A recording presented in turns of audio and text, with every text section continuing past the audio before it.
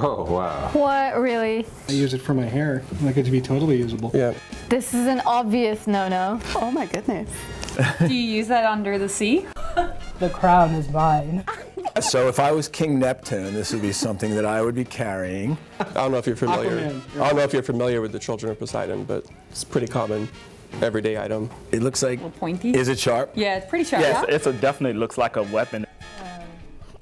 It looks like I wouldn't have one of those. I'd say that it's definitely not going to be allowed through the checkpoint. And Check this into your Definitely bag, for Yeah. sure. Belongs maybe in a museum, but it's certainly Not meant for airplanes, for or sure. my house.